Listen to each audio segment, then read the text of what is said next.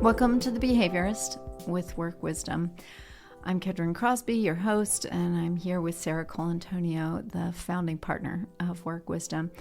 And we're talking today about a phenomena, we're calling it the quiet calamity, which is, I know, we're seeing it everywhere. It's the withdrawing of leaders, the unmooring of leaders, and then this withdrawing. And so for maybe the last 6 to 9 months, you and I have been talking about it as Homer Simpson sort of just fading into the bushes, and that we've seen so many leaders that are unmoored by the chaos and the inability to have frameworks.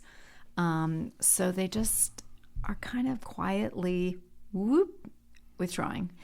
And so we were so excited about 2 or 3 weeks ago when we saw this new article by Merete Wedell-Wedellsborg, whom we love because of her work on genius teams. And this article nailed it. We no longer had to call this phenomena the Homer Simpson, but she called it when leaders feel their agency eroding and they're starting to withdraw. So let's just talk a little bit about this withdrawing, Sarah. What do you see when you are seeing this withdrawing? What does it look like? It looks a lot like not answering emails and not making decisions and not talking about things that are on fire that you need to figure out. And it's like a sense of overwhelm. It's just, I think of it as a little bit of a fogginess. So it's like, I can't make a decision. I can't give my perspective on this. I don't know what to do. So I don't even want to think about it, kind of thing. But what I hear people say, it's like there's a sudden unavailability. It's like they dropped off the face of the earth. Right into the bushes. Yeah. I don't know where they are. I don't know what they're doing, but they're not getting back to me. Yeah, and canceling. There's so much canceling. Yeah. So she talks about it as this quiet, disorienting stepping back. Stepping back from decision making, and then the emotional labor of leadership. So, and it's different than burnout too.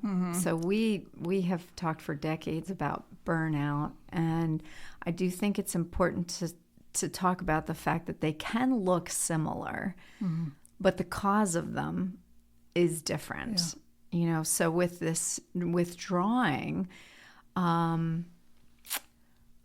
it ends up being caused by this feeling unmoored by the chaotic world.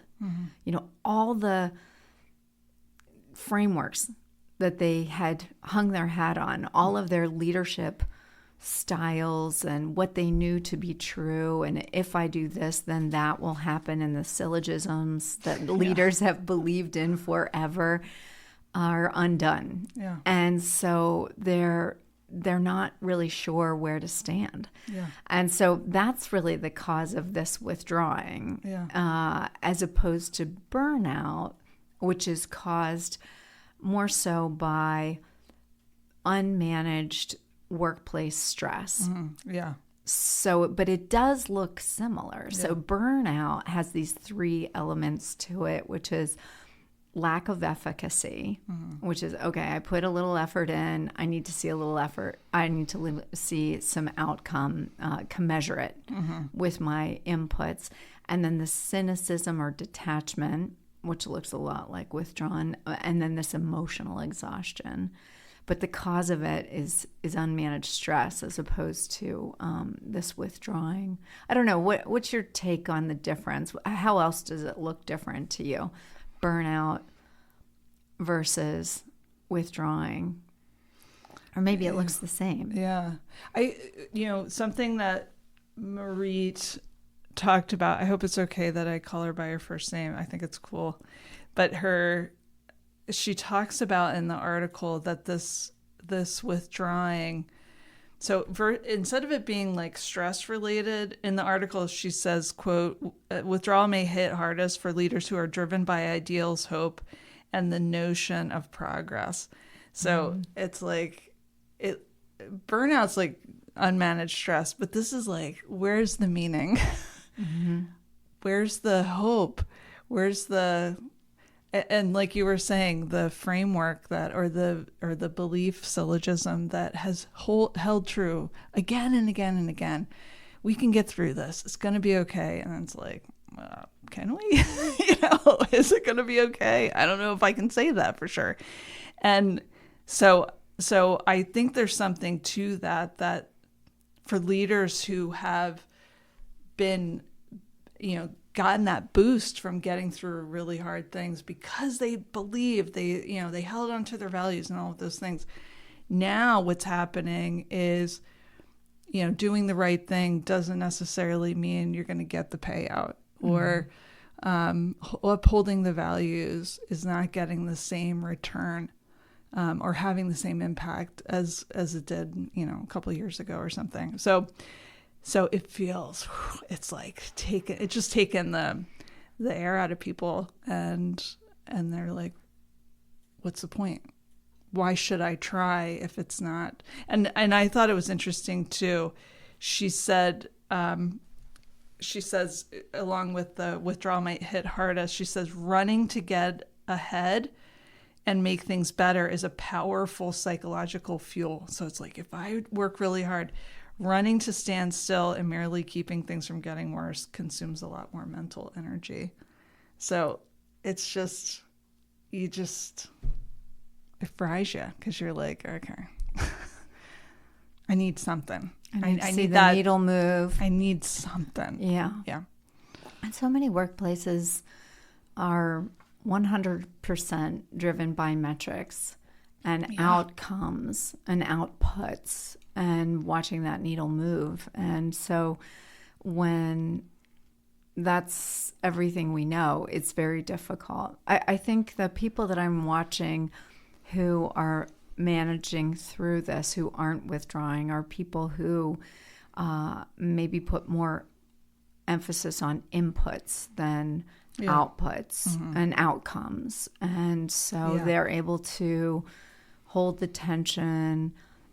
They maybe still, I don't know if they still have a belief that if in fact I stick to my practices and daily do the right thing, that eventually good things will come, or if they are so Buddhist that they recognize the cup is broken already. Yes, and they are hopeless, but they still want to continue to do the right thing anyhow. Yeah. So, but this holding tension, she calls it a negative capability. Yeah. And we've always called it holding the tension. Yeah. How do you decouple your effort from the outcomes? How do you do that? And so, because a lot of outcomes are being affected that have nothing to do with our input. And so whether it's the tariffs or anything happening, well, really so many things. Yeah. And it's also impacting people's lives and careers and businesses in long-lasting ways. And so I think that's also contributing to the lack of agency. Yeah. So what ground do I have to stand on? I love that she says this is not pathology. Yeah. It's just adaptive. Yeah. You recognize what got us here won't get us there. Right. And so what now? Yeah. And I really feel like, well, I don't want to jump too far ahead, but let's talk about the organizational culture and what that looks like when we have a leader who's experiencing this withdrawal and they are not able to make decisions. They're not able to do the emotional labor. They can't have the hard conversations. They're checking out. They're not writing the agenda. They're not, what's the vibe in the climate or the culture on a team where the leader has just whoop right into the bushes? She used a phrase that I was like, oh, that really... I think, she did talk about muted energy. Yeah, an oddly bland vibe. I underlined it and I wrote, oh God. It's like deflation. It's just nothing's happening.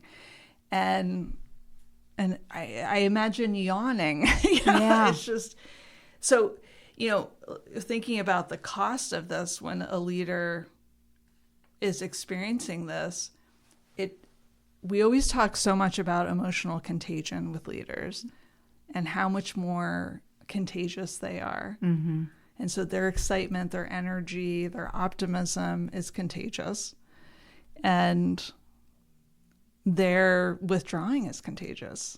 Yeah. And so it's not the leader withdrawing and making people nervous. It's like then it starts to spread. And then there's an overall, oddly bland vibe. Oh, my God. I know. It's so visual for me. Yeah.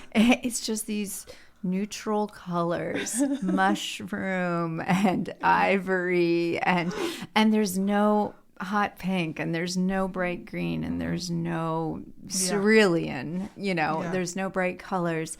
And so the vibrancy on the team is, muted energy. Yeah. And then this is the kicker. This is the other cost. She says, but the external and internal pressure to do something becomes unbearable, and what often follows are bursts of symbolic action, random gestures, sudden restructuring, compulsive pivots, or an escalation of micromanagement without a compelling why. And so everyone's just like, oh my God, and they're kind of looking at the side eye, like, what are you doing? Yeah. You're just flailing. Mm-hmm. And so there's the cost of that, because that, even if it's active, is still contributing to the bland vibe. It's like, yeah, you want me to get excited about the mushroom? Yeah. And so there's that cost. But I think that I also want to offer compassion to the leader, because I think they do have a lot of self-awareness that they are contagious. I think they do too. And just self-loathing. Oh my gosh. I hate myself, right? Why can't I get out of this? Yeah. And what do I do?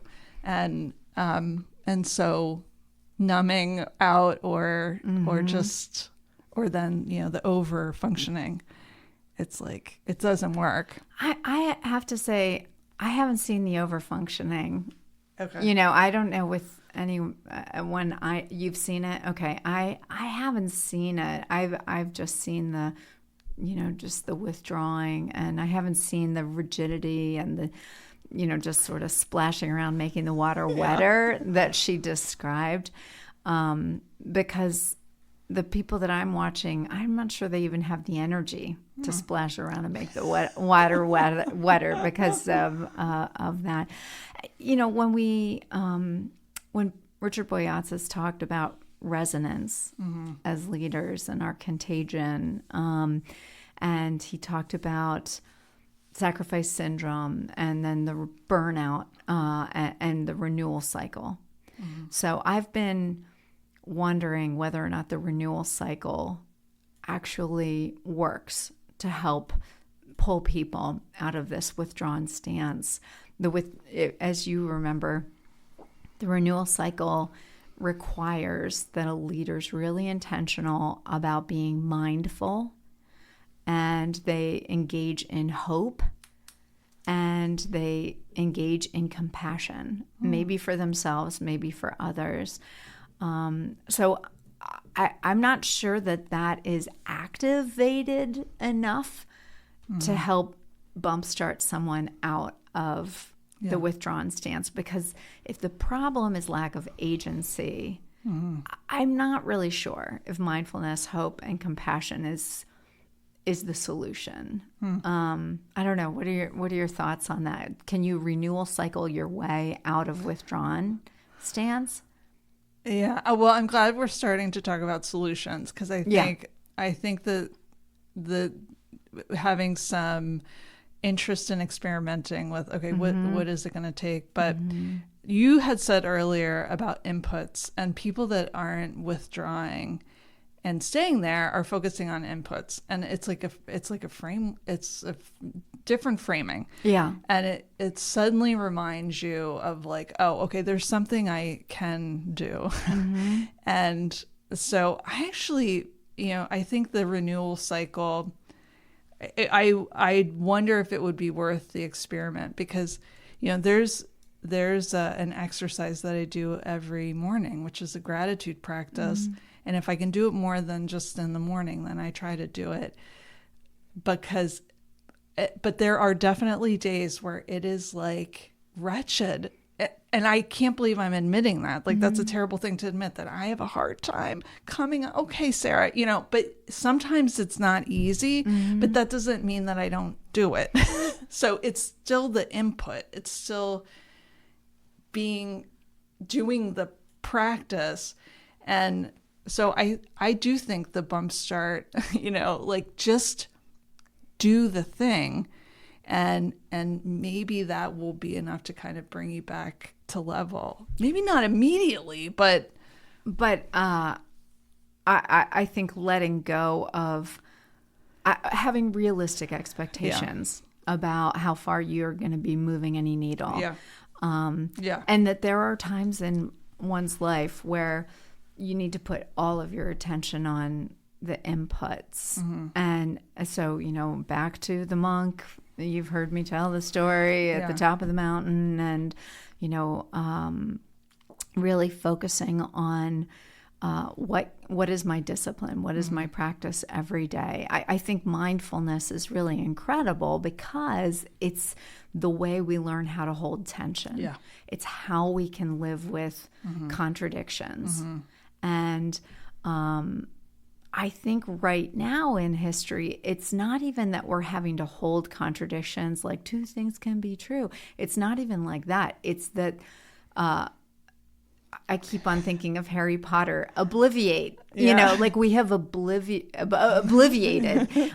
so many of the frameworks that we know to be true, and so it's not even like, oh, maybe the opposite of that is true. No, the container is gone. The container's gone. So now what do you do? Yeah. And so that's a negative capability that we need to learn, that definitely is served by mindfulness. Yeah. Maybe we change what we look at. I think a lot about, you can drive the whole way across the country just seeing 20 feet in front of you. I don't need to know what the route in California I'm going to take just yet. All I need to do is make the next right decision or less bad decision, really, the least bad decision. So let's talk about what we think are some ways that our listeners, if they find themselves in this withdrawn stance, what they can do about it. So let's talk a little bit about Enneagram. We can't not talk about Enneagram. So part of the Enneagram is understanding our motivation and our stances and how we get our needs met. And one of the stances, how we move through the world, is called the withdrawn stance. And it looks a whole lot like what Merete is describing. And so these are 4s, the individualist, and 5s, the detectives, and the 9, the peacemaker. And so their stance, how I get my needs met, is I go inside and I shut out the outside world and I say, you know what? I'm going to meet my own needs. And so you're an Enneagram 9. Do you want to talk a little bit about your experience with the withdrawn stance? It's a positive thing. It's a wonderful thing. It can be. Until it's overused, maybe. Right. Yeah. So do you want to talk a little bit about that? I think that the positive part of it is the mindful part of it. Let me consider this. Let me be contemplative and also communicate that need. And I think it could make a big difference for a leader to say, I'm grappling with this right now. I'm trying to figure out how I feel about it, and I will get back to you, tomorrow or whatever. I think that can make the withdrawn stance be a more useful way to manage something. But I think that, what Merete's talking about and what leaders are experiencing is the less healthy, and it's the feeling of overwhelm and losing connection to one's own energy and power, and kind of not realizing the impact that they have or the possible things that they could do. And so I would say that sometimes when I read this article, I related to it, and I felt a great deal of compassion for other people that are experiencing it, because you're doing it, and it feels really, there's a difference between withdrawing and stepping back to think about a thing, and then there's the feeling like you're getting sucked into the void, and you don't really know how to get out, and so you keep going deeper and deeper. That can feel pretty scary because you are imagining the effect that's happening. And so it takes reorienting, okay, wait, I do have impact, I do have agency, I do, and then implementing some of the tools to help kind of get back into place. But it can feel, I just feel like it's like the void, and a little scary too. Yeah. The framing in the Enneagram with the 3 different stances is helpful, I think, because we all have access to all 3 stances. Yeah. And so we might have a predisposition to be in the withdrawn stance, but we have an arrow over to the aggressive stance. Yep. Where we can say, you know what? I'm going to take my will out into the world and make it happen. That's how I'm going to get my needs met. Yeah. Or dependent stance, which is I'm going to earn the right to get my needs met and be dutiful to this relationship or to this practice, and that will help me to get my needs met. But I think even just recognizing, we all have access to all 3 of them. So the leaders who might be sort of stuck in withdrawn, I would encourage them to think about just shifting themselves over into that assertive or aggressive stance and saying, how can I take my will out into the world to get my needs met? And again, thinking realistically, realistic optimism about in this moment in history, what does success look like? And this is the middle, and maybe we're being strengthened by it. I think ultimately thinking about it as a time of incredible innovation, because we have to throw things away. Yeah. We can't step in the same river twice. And we are not the same people we were in the Biden administration, right? And the river is certainly not the same river. Yeah. I won't talk about pollutants, but so we have to recognize, how we've managed in the past isn't going to work. So let's think very differently. Let's even bring in some different people to think differently, because we might be stuck. Yeah. Yeah. So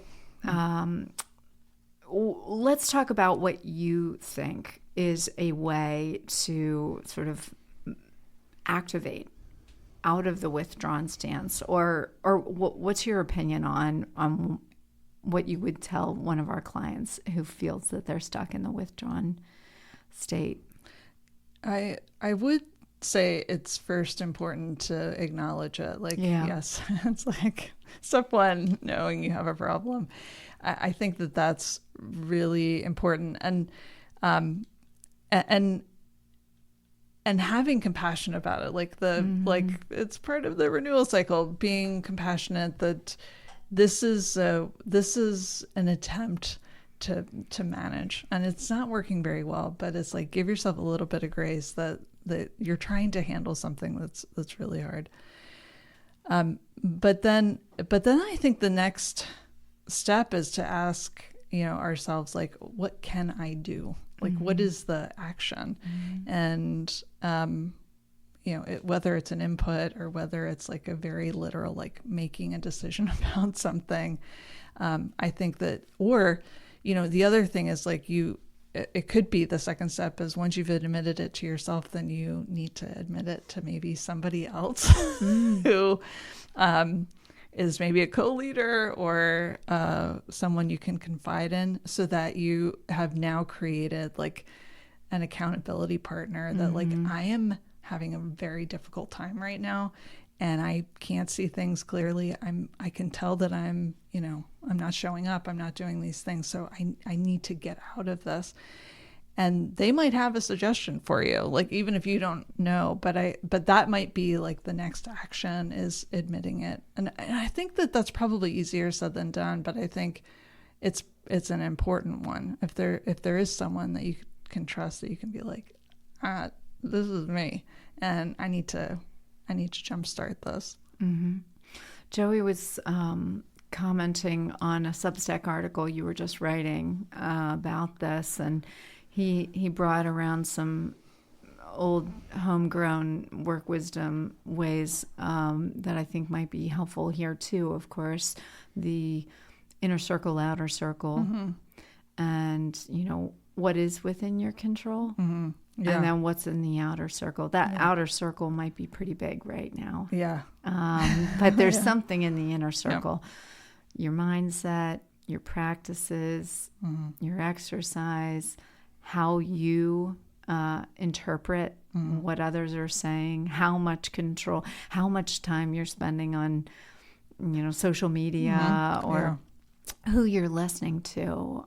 So that practice of inner circle, outer circle. And then he also thought that backcasting was something that could be really activating for people right now. Moving 5 years out, I used it with a client yesterday, and it really helped him. So 5 years from now, it's 2031, and things are actually going really well. Yeah. And you're having a lot of success, and you've just been asked to speak at a conference about how you turned this around. Yeah.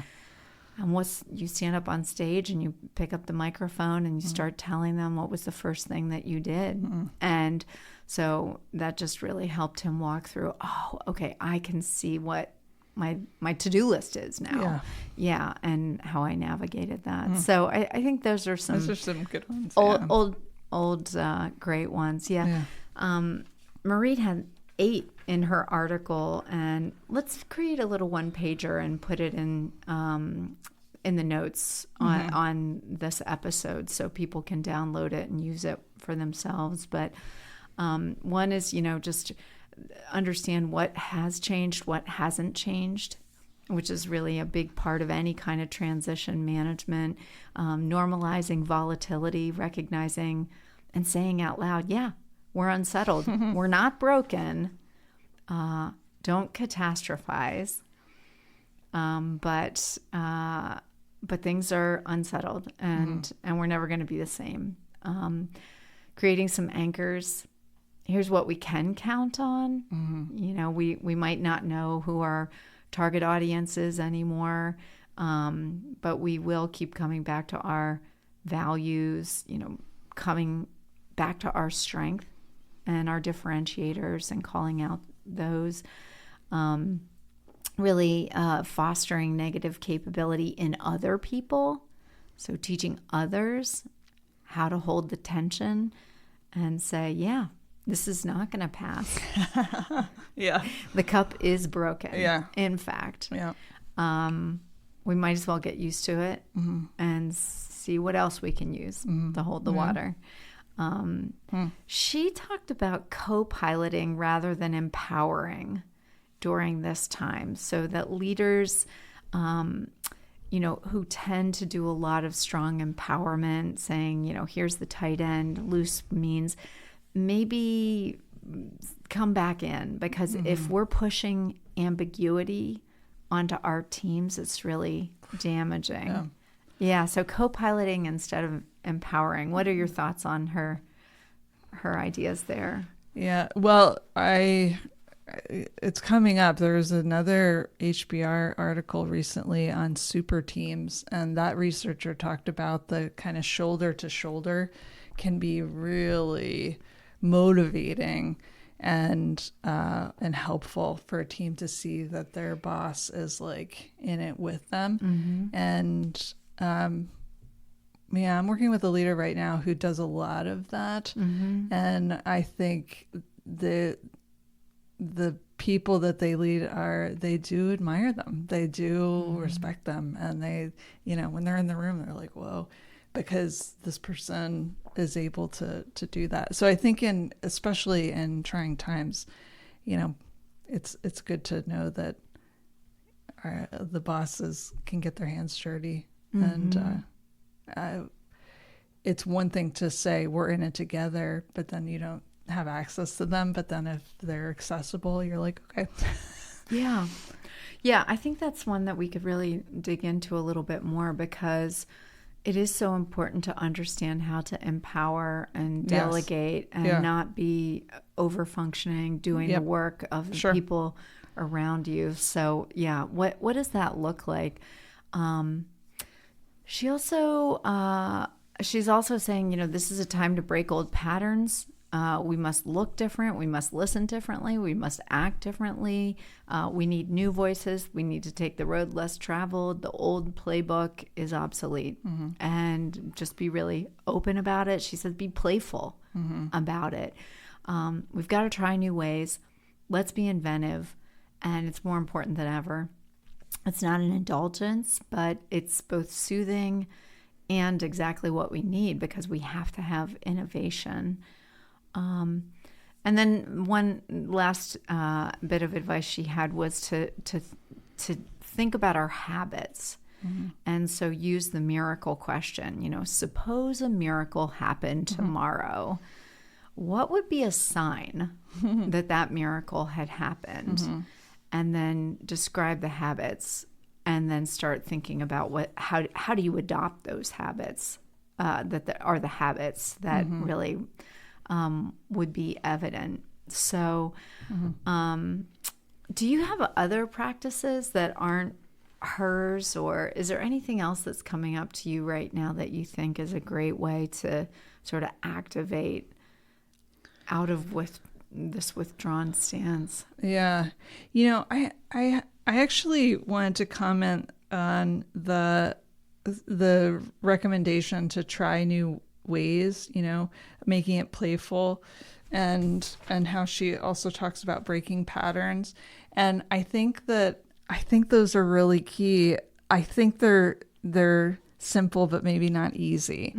And so I think if they resonate with maybe a leader who feels like they're, in the mud right now, they might want to think about what specifically that looks like. Because if we're going to be creative, that means that we're more willing to make mistakes, or like we're going to fail. I think in a number of years, we're going to look back on this time and maybe we're going to be like, whoa, that was a terrible idea. But, but also it paved the way for maybe something else that was more innovative. So it's almost like we have to drop the control of like, I have to figure this out. I have to, do the right thing. And I think whatever it takes to kind of loosen our perspective on that, I think is going to be really key. Which is harder than ever, because when you have fiscal austerity, not everyone is getting laid off, but almost every organization is experiencing layoffs or closures, and so to say, be playful, right now. It's Are you okay? Yeah, because we're, sort of as serious as a heart attack right now because of the nature of business and police action and war, and to say be playful. And I understand the point, and I think it's an important prescription, but it's doubly hard. Yeah. And it absolutely requires leaders who are self-regulated and can activate themselves and motivate others to do that. Yeah, I guess it's a little bit like being in the foxhole and like gallows humor, because it is really tough. I was working with a group the other day, and we were talking about the frames, Nathan Furr's frames, and the adventure, the hero frame. I think it's called the hero frame, and I call it the adventure frame. But they really grabbed onto this idea of the adventure, because the adventure sucks. Like, it's so scary. It's messy. We don't know really how it's going to end up, but it's exciting, and we're going to get through it to something else. And so it'll make a great story one day. And so they really grabbed onto that as like, okay, I think as a framework, as a perspective to get through something really difficult, grabbing onto the adventure frame, like, okay, get ready for this adventure, made them, it like gave them a little bit of a boost to face it in a different way. And I do believe that we will look back on the, trying to figure out this withdrawing and feeling like we didn't have agency. And there's going to be a lot of innovation and a lot of creativity, and there are things that are going to happen that we would have never believed, because it forced us to figure out something that we would have never done on our own. And so there is a gift to that. There's something to that, to be forced into creativity and innovation. It just doesn't feel great right now.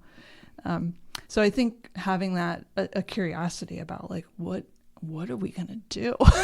Well, I've been thinking so much about the game frame. Yeah. Originally I was like, what is this here to teach us? What is this year? What is this?